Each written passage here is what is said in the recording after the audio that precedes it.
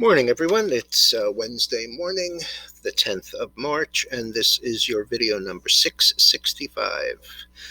Pre-opening comment. Okay, Asia and Europe are both mixed, and we were lower. As a matter of fact, we were substantially lower until 8:30 when the CPI came out. And the CPI came out what they're calling as somewhat cool as opposed to a hot number. CPI was up 0.4%, and that was versus the expectation of 0.4.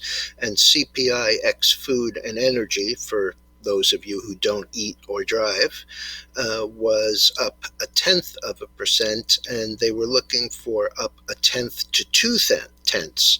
So that came in okay, and that turned the futures solidly higher. Current opening in the NASDAQ is up about 120, up about 200 in the Dow, and up about $18 in the S&P. We also have a new listing today. It's a direct listing, Roblox, RBLX. This is a gaming and toy type company. It's an online platform. The company did almost $1 billion in sales and managed to lose $250 million on it. The valuation on this, if it opens at 45, would be roughly $30 billion.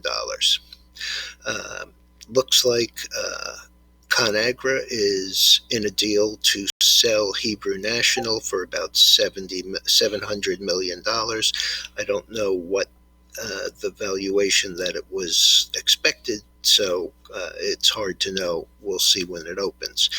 ESPN is going after and looks like it has a deal for hockey, NHL games, to be broadcast on ESPN Plus, which is the streaming service. Yesterday's note of GE doing a deal with AerCap is in fact GE selling their aircraft leasing business for $30 billion. So we'll see whether that helps. Disney announced that it has 100 million Disney Plus members in 16 months, much better than was expected. Toll Brothers increased their dividend by 54%, and the meme stocks are all over the place.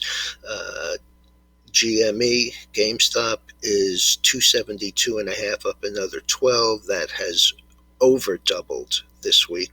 Same situation with COS, the earphone people, 25.40, up about 7, and AMC is pretty much unchanged at 11.16. But as I mentioned last night, part of the gain for Disney, up $12 the day before yesterday, was based on revenues that they received by putting their new movie, Raya and the Last Dragon, out on Disney Plus and not in many theaters.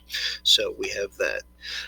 And just a minor note, now that the Trump administration completely destroyed Larry Kudlow's credibility, he has a new show starting on Fox, as you might expect. And I believe that it's called Trust Kudlow, which from my perspective, after all of the bullshit that he flung at us over that 2.5 or 3 year period that he was there, doesn't really mean much.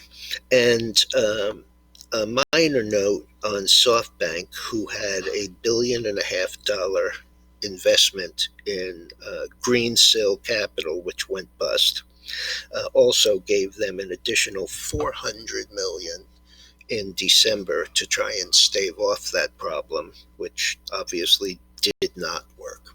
Okay, chart on the screen is Bitcoin, and it looks, I told you yesterday, it broke out above these important tops around 53,000, currently trading at 56,007 and a quarter with a high of 790, above the old daily high close, which was 55,530.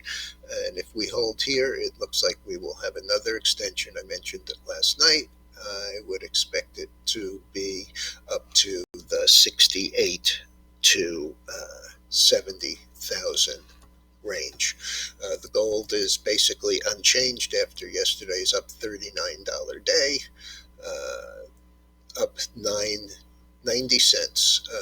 Silver was lower, is now down only 6 cents after trading literally 45 cents low, 50 cents lower than where it is right now. So it was down 60 cents. Now it's down 8 cents. Platinum is up a bit. Cotton is up strongly, $1.25. And my favorite coffee looks like it bottomed yesterday at 126.60, currently trading 130.80, which is only up 40 cents, but consolidating yesterday's gains is pretty impressive. And bonds are basically unchanged. They're down one tick, 1/32 of a dollar. All right, everyone, have a good morning. Be careful out there. And